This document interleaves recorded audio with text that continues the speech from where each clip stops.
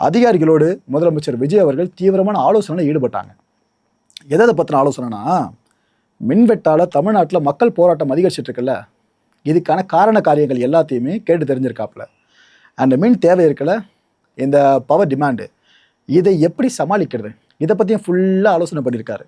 And மின் உற்பத்தி இருக்குல்ல, ப்ரொடக்ஷனை, இதை சார்ந்து எந்த அளவுக்கு அதிகரிக்க முடியுன்ற அந்த ஒரு ஹையஸ்ட் லெவல் இருக்குது பாருங்கள், இதை பற்றியும் ஃபுல்லாக பேசியிருக்காரு. அண்டு குறுவை சாகுபடிக்கு 18 மணி நேரம் மின்சாரம் வழங்குறத பற்றியும் ஃபுல்லாக டிஸ்கஸ் பண்ணியிருக்காங்க.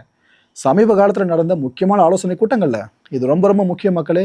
ஏன்னா தொட்டா ஷாக் அடிக்கிற விஷயம் இந்த மின்வெட்டும் விவசாயமும், அப்பேற்பட்ட விஷயங்களை பற்றி பேசியிருக்காங்க. அண்ட் எம்எல்ஏஸ்க்கு 2 நாட்கள் புத்தாக்க பயிற்சியை முதலமைச்சர் விஜய் அவர்கள் ஆரம்பித்து வச்சுருக்காங்க. 17வது சட்டப்பேரவை சார்ந்து தேர்வாகி இருக்காங்களே எம்எல்ஏஸ், அவங்க எல்லாருக்குமான தாவேக்கா பேஸ் பண்ண சொல்கிற ஓகேவா, அவங்களுக்கு எல்லாருக்குமான ஒரு புத்தாக்க பயிற்சி தான்.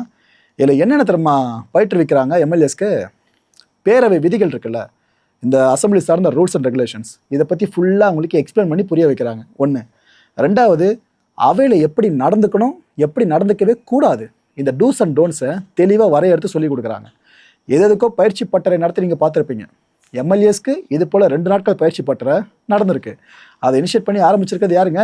முதலமைச்சர் விஜய் அவர்கள். இது கிண்டல் செய்யக்கூடிய விஷயம்லாம் கிடையாது, வரவேற்புக்குரிய விஷயம்.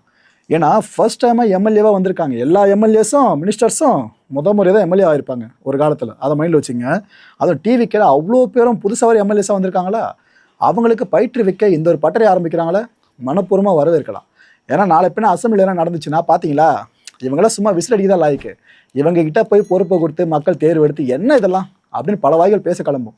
அந்த வாய்களுக்கு பூட்டு போடணும்னா இந்த பயிற்சி ரொம்ப ரொம்ப ரொம்ப ரொம்ப முக்கியம். அதை இனிஷியேட் பண்ணியிருக்காங்க. இந்த ஈவெண்ட்டில் நம்ம சபாநாயகர் பிரபாகர் இருக்கார்ல, அவர் பேசினார், நிறைய விஷயங்களை சொன்னாருங்க. அதில் சாராம்சமாக சொல்லணும்னா, இது விஜய் மாடல் அரசுன்னு சொன்னார். முதலமைச்சரை வச்சுக்கிட்டே அந்த வார்த்தைகள் வந்துச்சு, விஜய் மாடல். இதுக்கு முன்னாடி ஃபேமஸாக இருந்த மாடல் திராவிட மாடல், ஆனால் இந்த மாடலுக்கு பேர் விஜய் மாடல்னு சொல்கிறாங்க. குறிப்பாக எதிர்க்கட்சி தலைவர் உதயநிதி ஸ்டாலின் அவர்களை கேட்டால் இல்லைங்க சோஃபா மாடல், அவங்க சிம்பிள் டைமில் சொல்லிட்டு போயிடுவாங்க.